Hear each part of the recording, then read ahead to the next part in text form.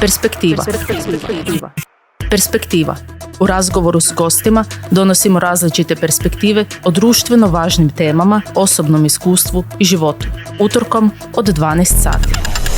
Ova emisija sufinancirana je sredstvima Fonda za poticanje pluralizma i različitosti elektroničkih medija. U studiju Radija Kali Sara pozdravljam današnju gošću emisije Perspektiva, Martinu Horvat iz Ambidexter kluba. Martina, dobrodošla. Dobar dan i vama i vašim slušateljicama i slušateljima. Evo, odmah na početku nekako volim da krenemo možda s nekim pitanjem koje će slušateljima u stvari približiti tebe. I tu je baš zanimljiva tvoja struka, na neki način to je bila i motivacija i suradnja u stvari sa Savezom Kali Sara, poticaj da evo budeš naša gošća. Ti si socijalna pedagoginja i nekako već mi se čini u odabiru struke si zapravo definirala ono što ti želiš raditi, želiš pomagati ljudima u svakom slučaju, ali onda još unutar te svoje struke ti si izabrala pomagati jednoj od najranjivijih zapravo skupina, romskoj djeci, romskim obiteljima. Mene zanima šta je to prevagnulo u svim tim tvojim odabirima profesionalnim. Da, kad sam upisivala edukacijsko-rehabilitacijski fakultet, odmah sam zapravo znala da želim raditi sa ljudima, posebno sa ljudima u nekim situacijama gdje mi je potrebna podrška i tu sam se malo dvoumila između logopedije i socijalne pedagogije i evo nekako je onda odluka pala na socijalnu pedagogiju. Između ostalog i zato što sam znala da ću na taj način možda više baš raditi s ovim dijelom na socijalnom uključivanju, dakle i sa zajednicom, jer je upravo taj nekako odnos uključenosti ljudi u njihovu zajednicu zapravo dvosmjeran odnos, gdje svoju odgovornost i ulogu važnu ima i zajednica i sami pojedini članovi zajednice. Fokus je na djeci i mladima, jer su djeca i mladi ti s kojima se zapravo može izgraditi nekako bolje društvo kroz vrijeme. Tako da evo, jako mi je drago zapravo što sam i onda uspjela nekako ostvariti te svoje težnje i raditi, i to raditi ne samo kroz formalni sustav. Možemo malo pričati zašto ne samo kroz formalni sustav, ali ja osobno često vidim da on nekad zna biti krut u tim procedurama. I da zapravo nema na neki način dovoljno, to je sad engleski termin outreacha, ali izlaska u zajednicu zapravo i rada s ljudima u zajednici. A to je ono što mene posebno zapravo motivira. Dakle, s djecom i mladima da bi nekako doprinijeli njihovom životu ne možemo raditi bez da zanemarimo njihovu zajednicu koja tako im treba otvarati zapravo mogućnosti, a ne zatvarati ili ih na neki način izolirati ili stavljati pred dodatne teškoće. Pa da, zapravo si u pravu, za rad sa ljudima i posebno onima kojima je zaista pomoć potrebna. Zasigurno ne može biti dio držanja propisa striktno i nekakvih okvira, jer je često puta i nepredvidiv i zahtijeva neka inovativna rješenja. Tako da definitivno je potrebno prilagoditi se. Mm-hmm. Tako je, i razmišljati upravo o tom dijelu koje su zapravo individualne potrebe pojedine osobe i koji su neki njeni resursi zapravo da i ona može jako puno toga ostvariti. Tako da je to nešto što se zapravo može samo kroz neki individualizirani pristup koji kao takav postoji i u teoriji i u sustavu, međutim puno je teže primjenjiv. Tako da tu smo mi kao organizacija civilnog društva možda u malo drugačijem položaju, da možemo tražiti cijelo vrijeme nove načine, isprobavati ih i dobivati povratnu informaciju od ljudi da li im taj naš pristup onda odgovara. Ti si zapravo sudjelovala u osnivanju Ambidexter kluba, je li tako? Da, mi smo zapravo bili grupica entuzijasta koja je upravo to htjela mijenjati način kako se pojedine aktivnosti rade. Prve grupe su zapravo bile sa mladima sa teškoćama u učenju i teškoćama u ponašanju, gdje smo zapravo se trudili raditi na neki način pristup taj rehabilitacijski i taj tretmanski koji će biti drugačiji od onog na što su mladi navikli. Znači, htjeli smo da ne bude samo u fokusu problem, nego da zapravo u fokusu budu to da se mlade nauči da se sami postavljaju neke ciljeve u životu i da onda kreću prema tim ciljevima. Iz takvih tipova aktivnosti zapravo je i nikla udruga Ambidexter klub. I često I zanimljiv je naziv, da, to vidiš. Da, često me pitaju šta taj naziv znači. Zapravo je riječ o simboličnom nazivu koji su na neki način i sami naši mladi izabrali kad su otkrili šta ambidexter znači.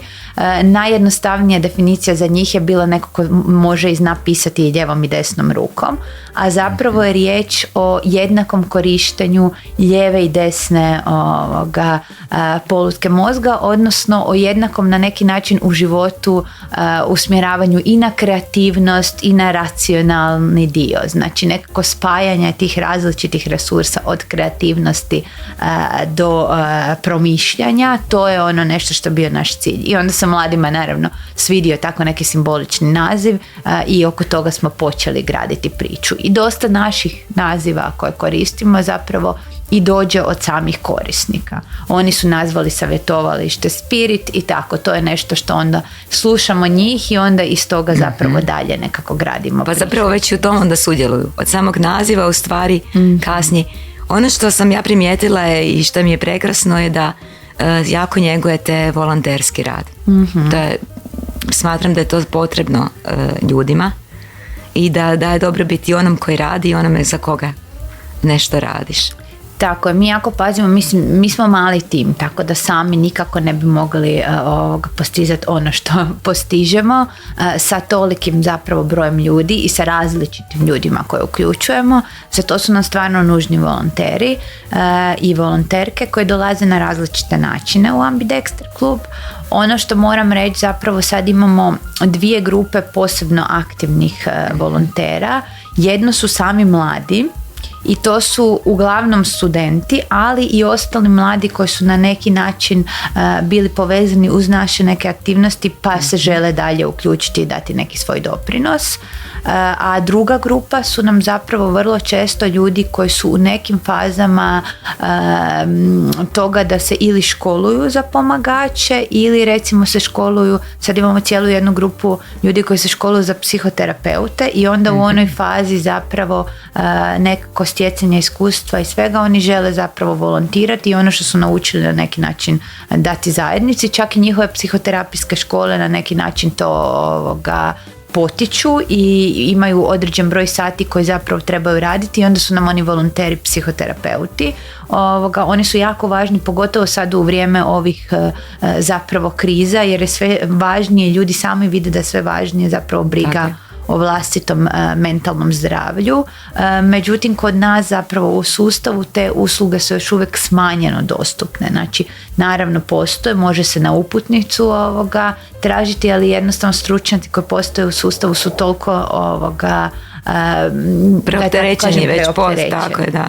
Je, i onda su zapravo ti susreti prerijetki u odnosu na potrebe korisnika, to je jedna opcija, ili se predugo čekaju, kao što svi znamo da je situacija na uputnicama, a drugo je što su ponekad fizički odaljeni od naših korisnika, a nama je jako važno ovo što sam rekla, biti u njihovoj zajednici, da im bude dostupno. Tako je, taj fizički kontakt, evo sad sam, kad pričaš, sam se sjetila koliko mi u zadnje vrijeme ljudi reklo, baš iz pedagoške struke, od učitelja nadalje, da ćemo zapravo i posljedice ovog covida i ove nekako desocijalizacije društva tek vidjeti, tako da izgleda da potrebe postaju sve veće. Već znamo da do sad ih je bilo, a sad evo vrijeme koje dolazi, što kažeš, potreban je taj kontakt i biti u stvari u zajednici jedan s drugim.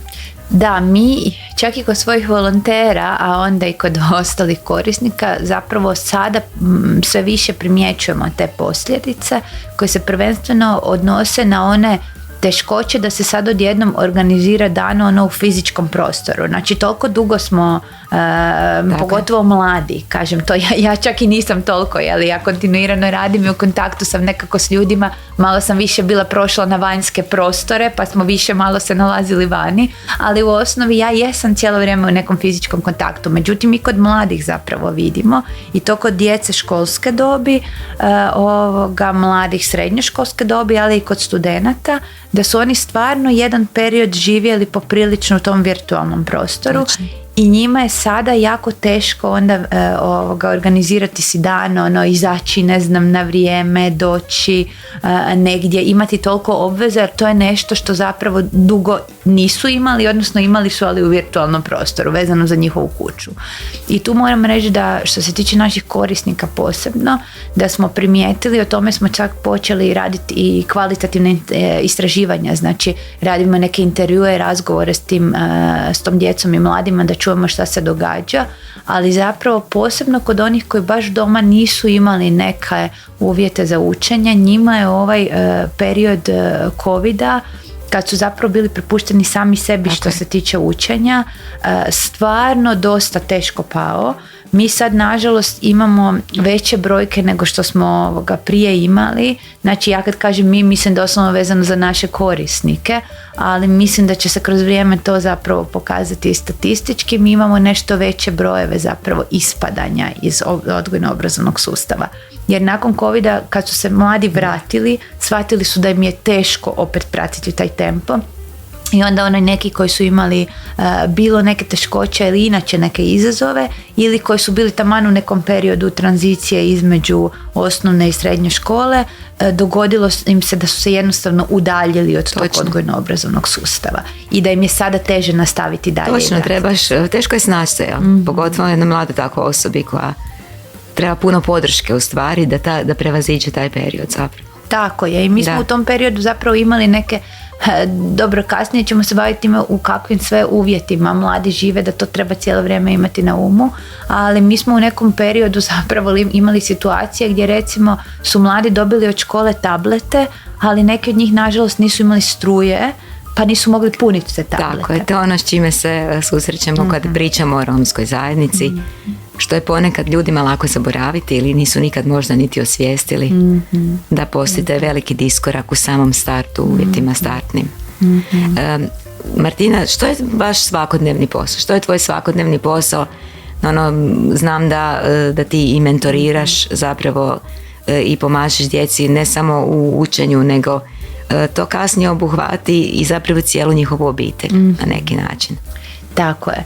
Ja imam jedan dio posla koji se odnosi na nešto što mi zovemo i opisujemo kao rad u mobilnom timu. To je zapravo mobilni tim koji onda posjećuje kućanstva, obitelji koje su za to iskazale neku potrebu.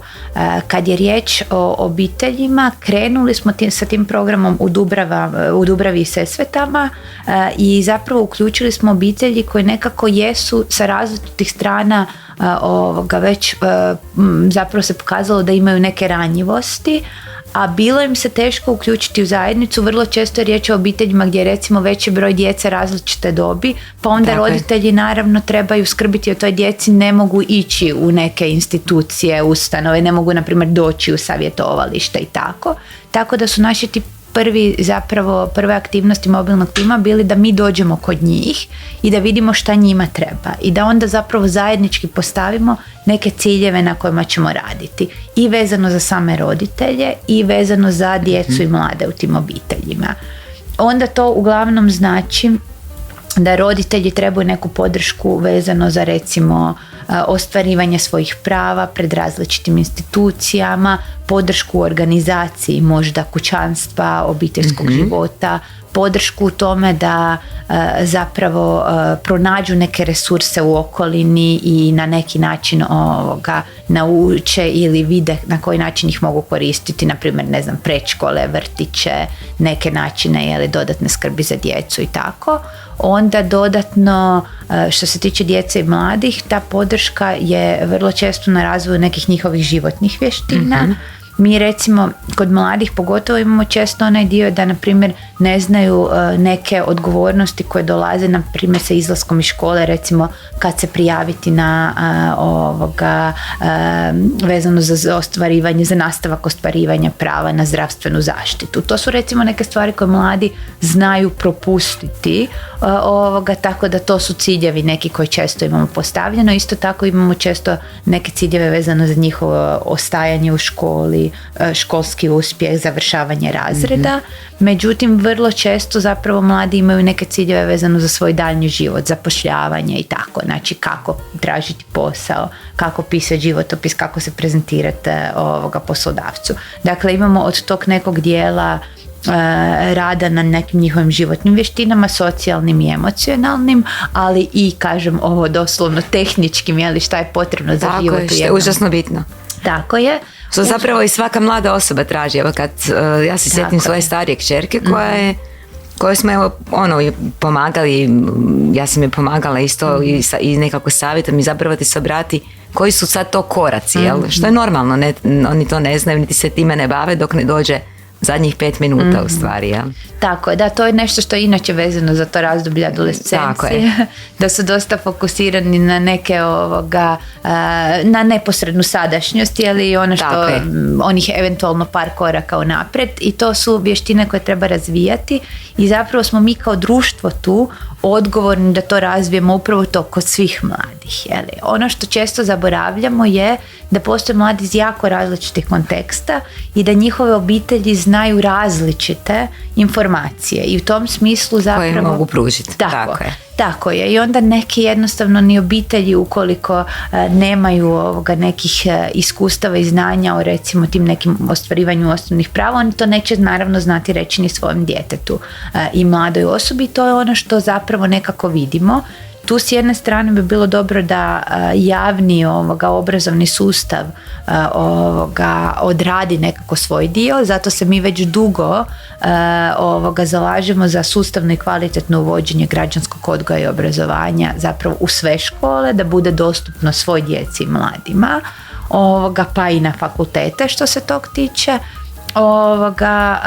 Građanski odgoj bi po nama trebao zapravo omogućiti ta neka osnovna znanja i o radu na sebi, znači neki osobni i socijalni razvoj, ali i ovaj dio o zajednici, kako sudjelovati u zajednici, pa i ovaj dio vezan za to kako ostvarivati prava, trebao bi imati neke segmente vezane za medijsku pismenost, financijsku pismenost i tako dalje, pa i promišljanje o zapravo ovom globalnom segmentu održivog razvoja, neke zajedničke naše ljudske sudbine, a i povezanosti sa zapravo živim bićima i prirodom na ovom našem planetu. Tako da to bi građanski trebao i mogao obuhvaćati jednim dijelom, međutim naravno da će i unutar toga zapravo uvijek postojati potreba da jedan dio socijalizacije radi i sama zajednica, jedan dio radi zapravo i obitelj.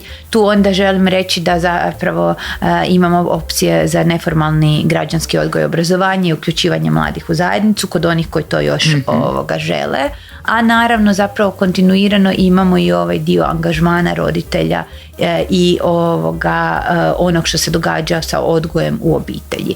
Međutim, tu trebamo imati na umu da zapravo obitelji stvarno imaju jako različite startne pozicije i da i roditelji često trebaju podršku. Nije lako biti roditelj u današnjem društvu. Neki ni nemaju vremena koliko moraju zapravo raditi i to se često zaboravlja, da to nije ono sad da oni žele stalno biti na poslu, nego stvarno su zahtjevi vrlo često takvi da zapravo nam 8-satno radno vrijeme na neki način postaje poprilično nedostižno, a i s njim gužva u prometu i sve i nema nas barem 10 sati dnevno. To je kod nekih, a kod onih drugih koji ne mogu zapravo naći posao ili se uključiti u te neke aktivnosti ili imaju još možda neke dodatno zdravstvene teškoće, oni pak imaju svoje izazove u uključivanju u zajednicu. I oni vrlo često nemaju ni ne vide te neke prilike koje su dostupne, jer i to se nekako pokazalo u društvu da oni koji su isključeni vrlo često zapravo su okruženi također onima koji su isključeni. Tako je, recimo u tom kontekstu možemo gledati ovaj jedan problem koji znam da evo se i vi sada bavite je zapravo u naseljima, u zagrebačkim naseljima Struge i Vrtni put, jel tako? Gdje je ravno takvih problema o kojima ste upravo sad govorili je i stanovanje, neadekvatni uvjeti. Pa evo zanima me kako biste vi opisali, kakvi su to uvjeti u stvari za stanovanje, za život i na koji način vidite da bi se to moglo nekako promijeniti. Da, zapravo struge i vrtni put su kao ta neka, ajmo reći, izolirane stambene zajednice, ili ne može se reći ni naselja, jer je riječ o zapravo dijelovima unutar već postojećih naselja. Ja bih rekla da su zadnje zapravo u Zagrebu sa tako lošim uvjetima koje su bile. To znači da zapravo ljudi tamo po cijele obitelji žive u vrlo malim objektima koji su potpuno neadekvatni, znači većinom su krovovi onako nekako improvizirani, isto tako i vrata i prozori, ono što također nema zapravo struje, nema vode, obično postoji neki izvor vode koji je negdje u blizini, ali nije u samom domaćinstvu. Kad nema struje, to vam generira, ja sama nisam znala dok nisam pričala s tim ljudima, to vam zapravo generira nevjerovatne druge troškove o kojima ne možete ni razmisliti, pa i neke nevjerovatne posljedice. Recimo, kad imate, na primjer, kad trebate osvjetljavati prostor u svijeću, to je odmah jasno da djeca u takvim uvjetima puno teže mogu učiti, ali puno teže se zapravo mogu i slobodno kretati. Mi smo imali redovne situacije da li će se zapaliti papir ili će se zapaliti nečije šiške dok pokušava pisati. S druge strane, ako improviziramo električnu energiju, znači ovi neki generatori, ja to kažem slabo s tehničke strane znam, ali ono što znam da ako oni na primjer rade na benzin, onda vam ispada da su nevjerovatno visoki troškovi. Točno. Da bi vi sat ili 2 dnevno svega imali neku električnu energiju. Tako da to je zapravo na neki način dodatni trošak koji ljudi koji inače nemaju, koji su u teškom socioekonomskom položaju, koji žive u siromaštvu, onda dodatno imaju tako neke uvjete. Tako da ne govorimo o pitkoj vodi. Ja? Tako je. Tu je pitanje pitke vode, tu je pitanje recimo gospodarenja otpadom, jer ja sam kao čula pitanja u nekim od tih naselja i inače vrlo često i uz struge i uz vrtni put je dugo zapravo bilo ilegalno odlagalište otpada koje postoji kao takvo, ali onda mi često zaboravljamo još da naravno da i kad ljudi tamo žive, ako se ne odvozi redovno otpad, a ne odvozi se jer nije riječ o legaliziranim objektima i tako dalje, onda taj otpad, mislim, probajte zamisliti neku zgradu da niko tjedan dana ne odvozi otpad. A kamoli neko duže vrijeme i recimo ljetni još uvjeti. Tako je, tako da to su onda uvjeti za požare, za zapravo jako puno problema i ono što se onda događa zapravo da lokalna zajednica vrlo često reagira na neki način osuđivanjem, odbacivanjem, ljutnjom, a da ljudi ne mogu naravno u takvim uvjetima sami sebi pomoći. Tako da tu mora postojati neki dio zapravo zajednice. Tako je, društvenog zajedničkog izlaska iz tog problema, jer jednostavno same obitelji kad se nađu u takvom neke od njih će možda uspjeti, ali to je ipak manjina. Trebamo im kao zajednica ponuditi zapravo neki način izlaska iz tog kruga siromaštva, jer ne kaže se zalud da to bude stvarno začarani krug. Točno. Ako ne postoji neki oblik društvene podrške. Kad smo pričali o građanskom odgoju i inače u poslu, dosta surađujete sa školama. Tako je, mi jako puno surađujemo sa školama, upravo zbog toga što su škole mjesto u zajednici koje obuhvaćaju svu djecu u određene dobi, u određenom razvojnom periodu, tako da se mi trudimo da većina naših aktivnosti zapravo budu neke aktivnosti razvoja životnih vještina i prevencije problema i u tom smislu zapravo nam je škola najvažnije mjesto. Jako nam je važno raditi inkluzivno sa svim učenicima određene dobi, a onda još imamo i dodatne aktivnosti podrške onima koji iz različitih zapravo nekih potreba imaju zapravo potrebu za dodatnom podrškom. Tako da u tom smislu organiziramo i različite aktivnosti, ne znam, edukativne na satovima razrednika, aktivnosti slobodnog vremena i tako, i u školama na Peščenici, ali i u školama u Dubravi, i to su nekako prvenstveno neke naše četvrti, dakle neke istočne četvrti grada Zagreba, ajmo reći. Kad pričamo o školama, tu se zapravo kod romske djece, evo ja kažem iz iskustva koje imamo u radu u različitim projektima Saveza Roma u Republici Hrvatskoj Kali Sara, pojavlja jedan problem da zapravo romska djeca iz kojekakvih uvjeta o kojima ste upravo vi sad govorili, pa onda i nepoznavanja jezika, zapravo u startu kad krenu u školu pokazuju stanoviti manjak mogućnosti za usvajanjem novih znanja na samom početku, jel? I tada se vrlo olako u stvari njih stavlja na neke posebne programe za djecu koji imaju možda smanjene kapacitete.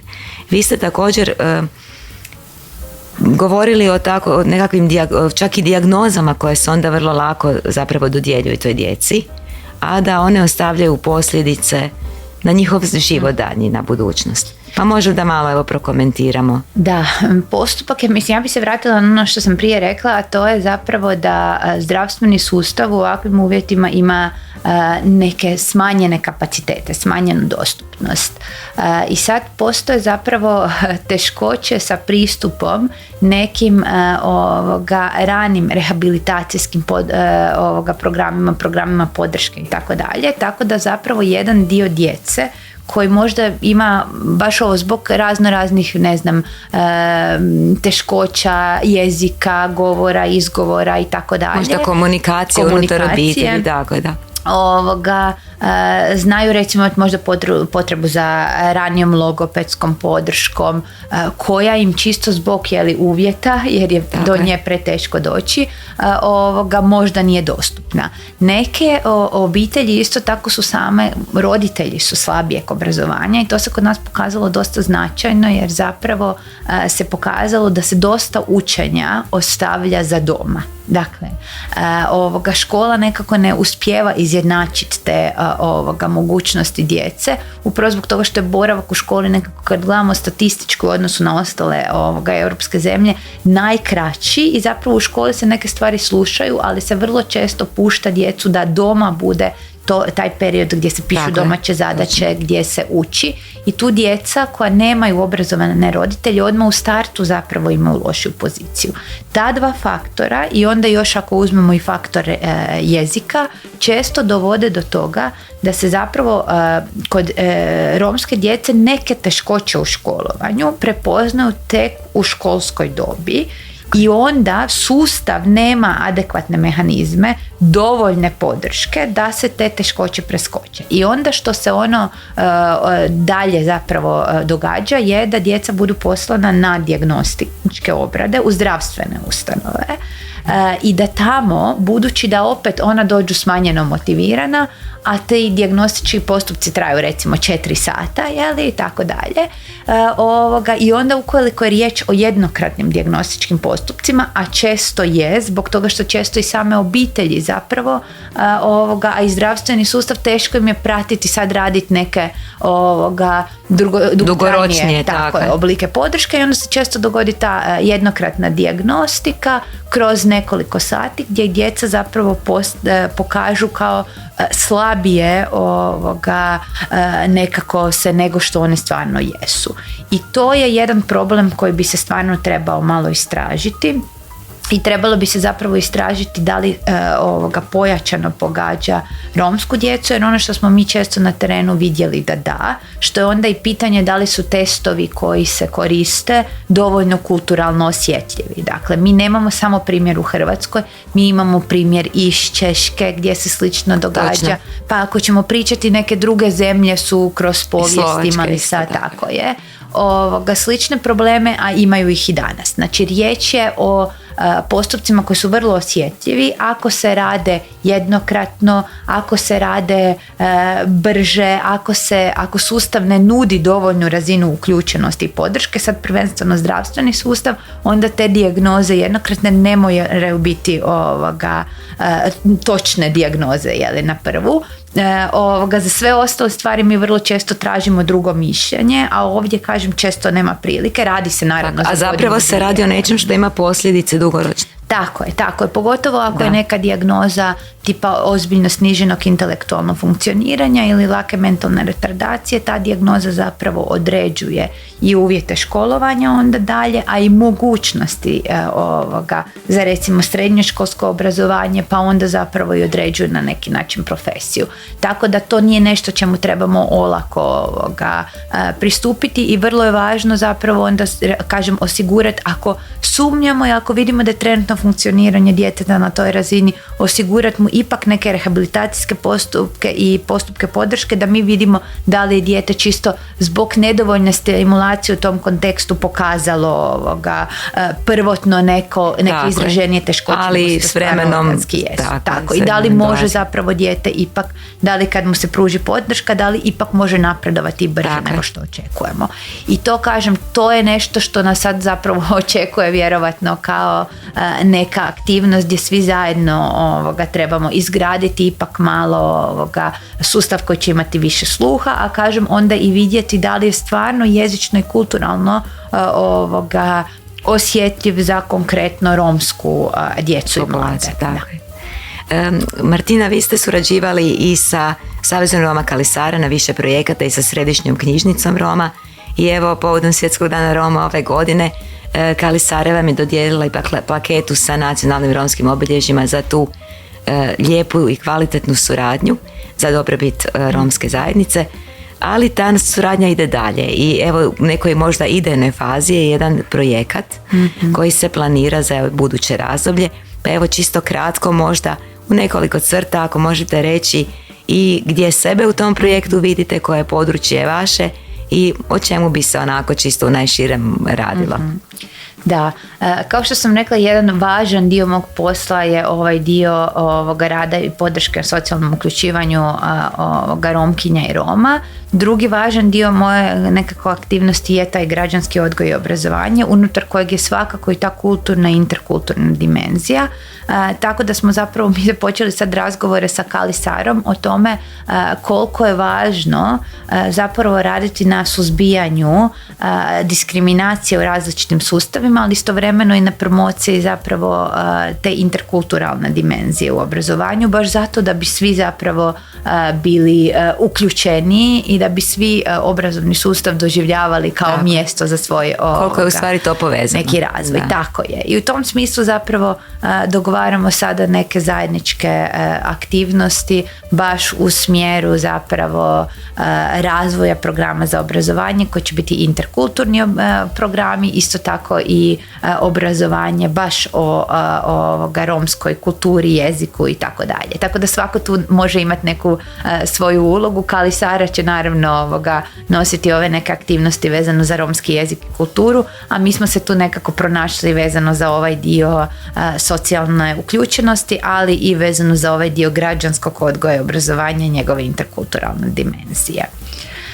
Tako da me jako zapravo veseli taj dio suradnje. Mi se inače trudimo, to je jako važno reći, surađivati sa svima u zajednici koji rade na rješavanju nekih pitanja, tako da surađujemo sa romskim organizacijama i sa romskim predstavnicima, vezano za romsku nacionalnu manjinu. Međutim, isto tako želim reći da je nama jako važno i kontinuirano surađivati sa mladima i davati, otvarati njima priliku. To je isto ovo nešto što smo na početku pričali o tome da i oni mijenjaju društvo. Tako da bi ja tu istaknula nekako, imamo jedan projekt koji je isto sad zanimljiv, zovemo ga Spona. To je zapravo riječ o projektu kroz Europski socijalni fond gdje smo se trudili angažirati mlade na tome da sami rade na boljitku drugih mladih, pogotovo mladih iz ranjivih skupina. I tu smo isto dobili zapravo dosta značajne podatke jer smo radili mapiranje potreba različitih ranjivih skupina, pa i djece i mladih sa obrazovnim teškoćama, pa i djece i mladih pripadnika romske nacionalne manjine. Tako da evo sad će sami mladi planirati neke akcije, sad 18. i 25. ćemo isto imati neke njihove volonterske akcije i akcije u zajednici i nadamo se... U 5. mjesecu? Da. Eto, sad. Mogu se vidjeti na webu? Vidjet će se na webu, najavit ćemo ih i u okviru ovog Hrvatska volontira zapravo. Tako da to nam je jako značajno jer očekujemo da ćemo i tu dobiti zapravo neke dodatne informacije od mladih šta njima treba. Zajedno s njima ćemo početi djelovati u zajednici, ali onda će nam to također dati i na neki način i ideje, odnosno skupit ćemo od njih zapravo njihove potrebe za daljnju gradnju aktivnosti koje odgovaraju na njihove potrebe. I kažem pogotovo u ovom kontekstu da trebamo imati na umu da jesmo prošli neke krize i da zapravo su te krize još više nam pokazale možda koje su ranjivosti određenih grupa mladih i da sad stvarno kao društvo imamo nekako odgovornost probati onda na to odgovoriti na način da mlade podržimo i da ipak osiguramo da svako nađe neko svoje mjesto u zajednici, neko svoj izvor zadovoljstva, jeli, i neku priliku da se ostvari u zajednici. Evo, ja bi možda na kraju nekako završila možda s nečim malo osobnim, iako je sve zapravo što se tiče vašeg posla i vas velika doza u stvari osobno vašeg angažmana i volje i neke osobine koje svatko, vjerujem, ko radi s vama može prepoznati i vrlo razvijenu komunikacijske vještine i nekako, rekla bi, nije dobar opis optimizam, jer kod vas je to vrlo realna slika, ali kroz jednu dozu pozitivizma, gdje uvijek postoji ono nešto i ustrajnosti što je potrebno da se zaista stvari mijenjaju dugoročno. I sad, evo, zanima me, budući da i svoj posao nosite kući, nema tu radnog vremena, što je ono što vam je najteže u tome i što je ono što vas onda uvijek vrati i što vam je u stvari motivacija za dalje? Da, meni je jako važno i jako me motivira raditi sa različitim skupinama mladih i kod sve njih nekako podržavati u tom procesu da pronalaze svoj put. To me izrazito motivira. Znači, možda nisam dovoljno istaknula, recimo u savjetovalištu u Dubravi, gdje baš nam mladi dolaze u savjetovalište, tamo imamo i dosta tih mladih sa problemima u ponašanju, čak i onih koji su činili neka kažnjiva ponašanja. Imamo dosta onih sa teškoćama u učenju i ovaj pristup zapravo da mi njima zapravo također s njima dogovaramo da si oni postave neke ciljeve kamo žele dalje da ide njihov život, a da to bude neki produktivan život s kojim će i oni sami biti zadovoljni, a koji će nekako biti i konstruktivan doprinos njihovoj okolini. Kad uspijemo definirati takve ciljeve, čak i mali pomaci prema takvim ciljevima su jako značajni, jer, kažem, nude neku novu poziciju, otvaraju neka nova vrata da ti mladi stvarno vode zadovoljavaju život. Ono s čim budem jako na neki način tužna je kad vidim da mladi ljudi žele otvoriti neke prilike, postave si neke ciljeve, a onda kad vidim da možda ne postoji dovoljno mehanizama podrške u društvu, kad naiđu na zatvorena vrata, zapravo to je ono što mene onda na neko duže razdoblje boli. Jer stvarno uz mladost se nekako i veže taj dio da naravno da neće uvijek raditi samo one najbolje odluke za sebe i za druge. Ne mogu ni imati samo takvo iskustvo. Nekada će tu napraviti neke izbore koje za njih same možda i za druge nisu dobri.